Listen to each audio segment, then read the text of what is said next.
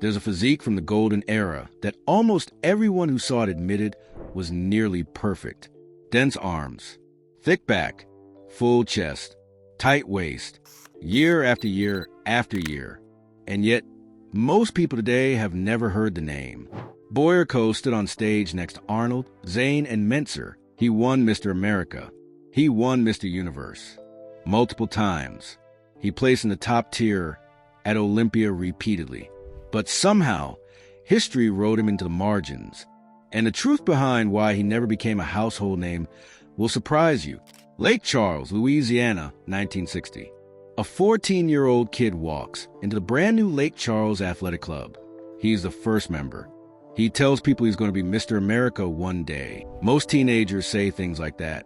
Most don't mean it. Boyer Coe meant it. He already had something unusual in his frame. Not just size, density. Even as a teenager, his muscles looked compressed, packed tight under the skin. Older lifters in town noticed. This wasn't normal teenage muscle. This was something different. By 16, he'd outgrown every training partner in Lake Charles. He moved his training to Lafayette.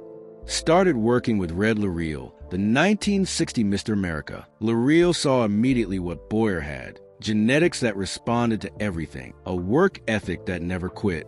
And a seriousness that didn't match his age.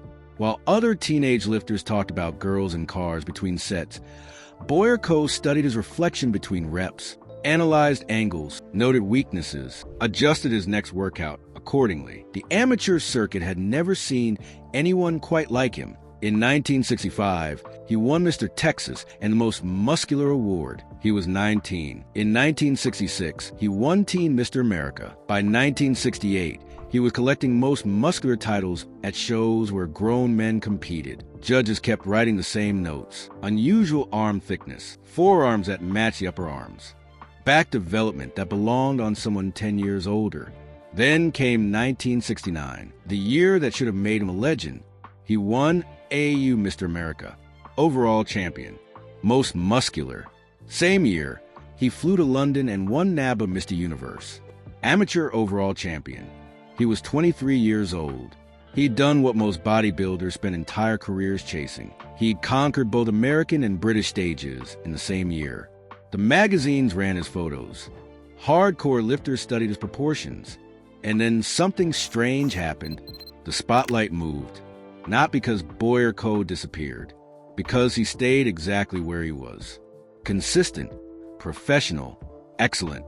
And that became the problem. His training style reflected everything about his personality. Methodical, intelligent, relentless. He trained 6 days a week on a 3-day split, rotating twice. Chest and back one day, shoulders and arms the next, legs the third, then repeat. He used at least 3 exercises per body part, 4 sets each. Heavy compound movements first. Bench press, T-bar rows, overhead press, barbell curls. Then isolation work to carve detail. Cable crossovers, lateral raises, push downs, concentration curls. But it wasn't just the exercises. It was the intensity. He used supersets for arms, drop sets for shoulders, force reps when he could find a good training partner. He trained to near failure, not complete collapse. He understood something most guys didn't. You can't grow if you're too destroyed to train again in 2 days. So he pushed hard, but smart. Progressive overload over time, not maximum destruction in one session. The chalk, dust, and metal plates of those Louisiana gyms built something special, a physique that didn't have a single weak point. Look at his arms from 1973. The triceps long head sweeps down like a horseshoe carved from granite. The biceps peak high, but also thick from every angle. The forearms match the upper arms in development. Try to find that today. You can't. Modern bodybuilders have massive arms and pencil forearms. Boyer Coe had rope forearms and cannon arms. His back was equally freaky. Wide lats that flared when he hit a back double bicep. Thick spinal erectors. Rear delts that separated even when he wasn't flexed. His chest wasn't just big. It was dense. You could see the striations from 10 feet away under stage lights. His waist stayed tight, even when he pushed his weight up. Not Zane tiny, but tight enough to keep the V-taper strong. His legs were balanced. Full quads, Detailed hamstrings, calves that actually matched his upper body, and the conditioning. That's what separated him. He could come in full and sharp at the same time. Not flat, not watery, just dense, hard, and three-dimensional. The professional circuit should have been his kingdom. He turned pro and immediately started winning. 1970, NABA Pro Universe Short Class. 1971, IFBB Mr. International Overall. Then the big years. 1973, NABA Pro Mr. Universe Overall Champion. 1975, NABA Pro Mr. Universe Overall Champion again. He was collecting professional universe titles, while Arnold was making pumping iron. Yet somehow, Arnold became the face of bodybuilding, and Boyer Coe became the guy serious lifters knew about. When the IFBB Olympia era came, he was right there. 1977, third in his class, fourth overall. 1978, second in the under 200 class behind Zane, fourth overall. 1979, second in the under 200 class again, behind Zane again. He was consistently top four, consistently in the mix, consistently mentioned as one of the best physiques on stage, but never the winner. And that's where the story gets interesting. Older lifters still talk about something unusual he did even as a teenager. He studied, not just training. He studied posing, studied presentation, studied which angles showed his physique best. He discovered early that extending his arms slightly forward in a front double bicep made his already freaky arms look even more impressive. He practiced that pose thousands of times. He understood that bodybuilding wasn't just building muscle, it was displaying muscle, and he displayed it perfectly. But here's what nobody tells you about being perfect. Perfect doesn't sell magazines. Drama sells magazines. Comebacks sell magazines. Feuds sell magazines. Boyer Coe didn't give them any of that. He showed up. He was in shape. He competed. He placed well. He went home. He trained for the next show. There was no scandal, no blow-up, no shocking transformation story, no rivalry that needed weekly updates. He was simply excellent year after year, and excellence without drama is invisible. Then came the late 1970s. Arthur Jones and his Nautilus system were taking over the bodybuilding world. High-intensity training. HIIT, one set to absolute failure. Total muscle annihilation. Mike Mentzer was the poster child. Casey Viator had supposedly gained dozens of pounds in weeks during the Colorado experiment. Jones wanted another demonstration. He chose Boyer Coe. The second Colorado experiment began. Boyer Coe trained under Arthur Jones. Strict Nautilus protocols. Low volume. 1 or 2 sets per exercise. Taken to complete failure. Full rest between workouts. There's footage of Mike Mentzer putting Boyer through these sessions. 2 of the best physiques of the era, testing the most radical training theory ever proposed. The bodybuilding world watched. And Boyer Coe started losing size. Not dramatically, but noticeably. His fullness decreased. His density softened slightly. The experiment didn't produce the results Jones promised. Years later, in interviews, Coe spoke carefully but clearly. HIIT didn't work for him. The low volume left him flat. The long rest periods between workouts felt wrong. His body responded to the opposite approach. More sets, more frequency, heavy weight plus isolation work. The traditional 6-day split he'd always used, but the damage was done. His image was now tied to an experiment that failed. And when you're already fighting for recognition, being associated with something that didn't work is brutal. He returned to his old methods. The volume came back. The density returned. And in 1981, he had one of the best years any bodybuilder has ever had. He won the World Grand Prix overall. He won the Professional World Cup overall. He won Grand Prix shows across Europe. Canada Pro Cup. He absolutely dominated the circuit that year. And still, when people talk about 1981 bodybuilding, they talk about other things, other names. Boyer Coe's massive year somehow slipped through the cracks of history. The 1980 Olympia deserves its own chapter. Arnold returned after 5 years away. The judging was controversial. The politics were thick. When the dust settled, Arnold won. Chris Dickerson placed second, Zane third, and tied for fourth, On the same points total were Mike Mentzer and Boyer Coe, 4th place. Again, tied with another man who would later be called underrated. The documentary cameras and the magazine coverage focused on Arnold's comeback, on Mentzer's angry reaction. Boyer Coe stood there, 4th place, and quietly moved on to the next show. Here's the twist that explains everything. Boyer Coe was punished not for weakness, but for consistency. Think about what sells in bodybuilding media.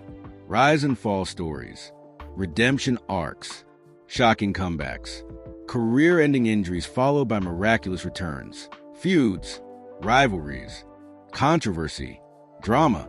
Boyer Coe had none of that. He stayed in shape year-round. He competed frequently and placed well. He never blew up off-season and then shocked everyone with a comeback. He never had a public feud with another champion. He never gave the magazines a narrative they could sell. His calm demeanor worked against him too. California bodybuilders were loud. They talked. They promoted themselves. They created spectacle. Boyer Coe was from Lake Charles, Louisiana. He was Southern, polite, soft-spoken, thoughtful. He gave intelligent interviews about training science when magazines wanted trash talk and gym drama.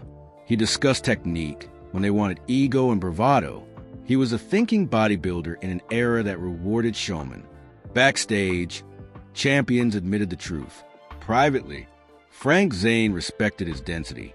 Other competitors acknowledged his arms were among the best ever built. Judges wrote notes praising his balance and conditioning, but in the final placings, he kept landing in the same spots. 2nd, 3rd, 4th, never first at Olympia.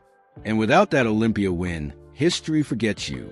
Or worse, history remembers you as the guy who couldn't quite win.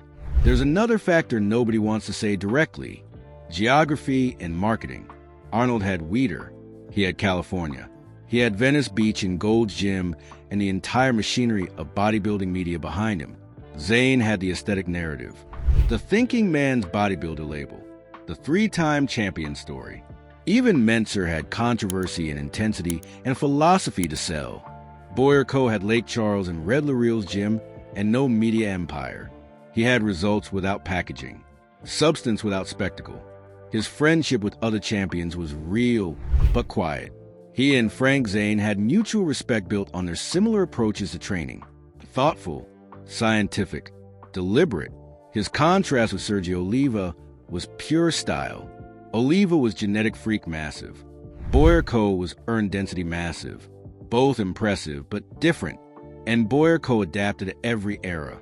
He started in the late 1960s aesthetics period. He competed through the 1970s thickness era. He continued into the early 1980s mass explosion. His physique stayed relevant across 3 different bodybuilding paradigms. That's nearly impossible, and yet it's barely mentioned. The amateur shows in those early years were different than today. The AAU Mr. America wasn't just a title. It was the American dream made flesh. Small-town kid, garage gym, heavy iron, win a national championship. Boyer Coe lived that story perfectly. But by the time the IFBB Olympia became the only show that mattered, his story felt old-fashioned. The era had moved past garage gyms and Lake Charles prodigies. It wanted Venice Beach in magazine covers and movie star champions. His later involvement with Nautilus hurt him in another way. When you're known for one training style, then publicly try another, then quietly return to the first, it creates confusion. Casual fans didn't follow the details. They just saw headlines about experiments and wondered why a champion needed to experiment. Hardcore fans understood. They knew he tested hit fairly and honestly concluded it wasn't optimal for his physique. But casual fans moved on. They found simpler stories to follow. Stories with clear narratives and obvious heroes. Here's why fans today call him most underrated physique of the golden era. He had no signature flaw. Arnold's legs lagged early. Zane was small compared to the mass guys. Mentzer's proportions were debated. Sergio's waist thickened. Every champion had something judges could criticize. Boyer Coe had nothing obvious. His arms were freaky. His back was complete. His chest was thick. His shoulders were round. His legs were balanced. His waist was tight. His conditioning was always sharp. He was excellent everywhere. And paradoxically, that made him less memorable. Judges and fans remember extremes. The biggest arms, the smallest waist, the widest back, the most aesthetic shape. Boyer Coe was in the top tier of every category, but didn't dominate any single category so completely that it became his identity. He was a complete package. And complete packages without a single standout trait fade in memory. People remember the guy with the freaky arms or the tiny waist. They forget the guy who had great arms, great waist, great back, great chest, great legs, great everything. His competitive longevity should have cemented his legend. From the mid-1960s through 1984, he was consistently placing at major shows. That's nearly 20 years of top-level competition. Then he retired. Most champions stay retired. Boyer Coe came back. In 1994, at age 48, he entered the Masters Olympia. He placed third. Think about that. 25 years after winning Mr. America, he's still beating most of the field. He competed again in 1995, then retired for good. That Masters comeback proved something important. His physique wasn't built on tricks or shortcuts. It was built on sustainable methods. Volume training with progressive overload. Compound movements plus isolation work. Proper recovery. Intelligent intensity. No magic, just science and consistency applied over decades. And that physique held up. Even in his 70s, photos show him in impressive shape. Not competitive shape, but proof that his methods work long-term. Why didn't he win Olympia? That's the question that haunts his legacy. He had the physique. He had the conditioning. He had the work ethic. He competed in the right era. The only honest answer is that someone else was slightly better on those particular days. Zane in 1978 and 1979. Arnold in 1980. Dickerson and Haney in later years. Those men won. Boyer Coe placed high. In a sport where first place gets remembered forever and second place gets forgotten, that's everything. But here's the deeper truth. Political considerations in bodybuilding judging have always existed. Promoters want certain narratives. Magazines need certain faces. Sponsors back certain athletes. Boyer Coe didn't have those machines behind him. He had his physique and his professionalism. That wins respect. It doesn't always win titles. Not when titles require more than just the best physique on stage. His intelligence worked for and against him. He understood training science deeply. He could explain why certain exercises hit certain muscle fibers. He studied anatomy. He tested different approaches and tracked results. He was decades ahead of most bodybuilders in his understanding of training variables. But that intelligence made him less willing to play the politics game. He wouldn't fake feuds for publicity. He wouldn't exaggerate his gains. He wouldn't participate in manufactured drama. And bodybuilding media punished that integrity with reduced coverage. The younger generation, discovering him, now asks the right questions. How did this guy not win Olympia? Why isn't he talked about like Arnold and Zane?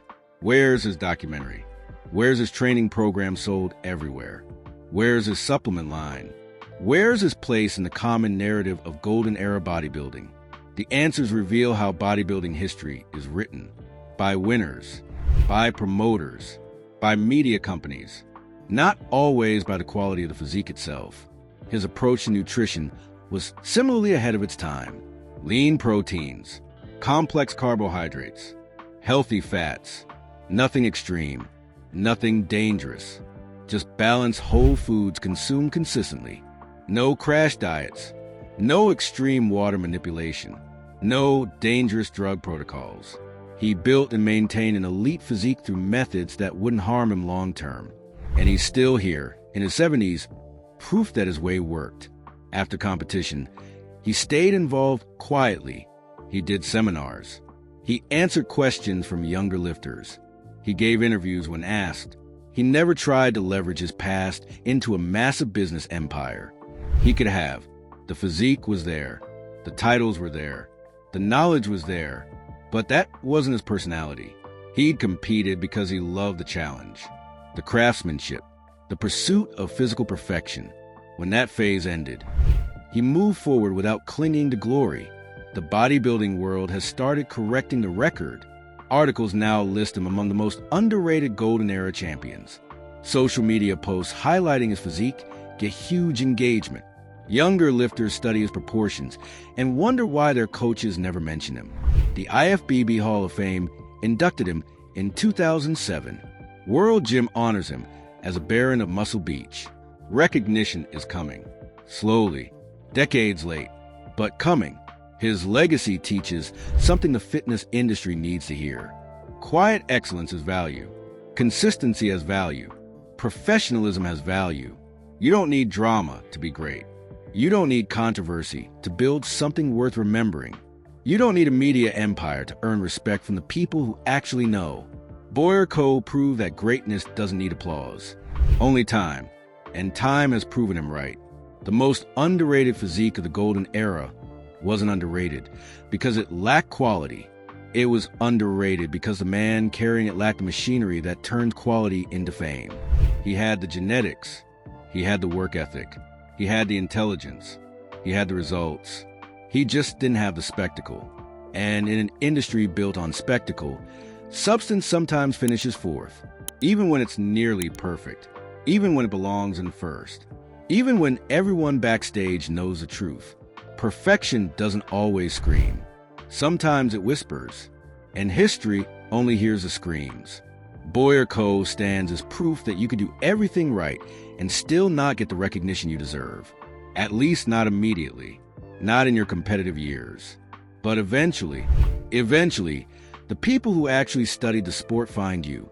They dig through old photos and competition results. They compare physiques honestly. They ask why certain names are forgotten.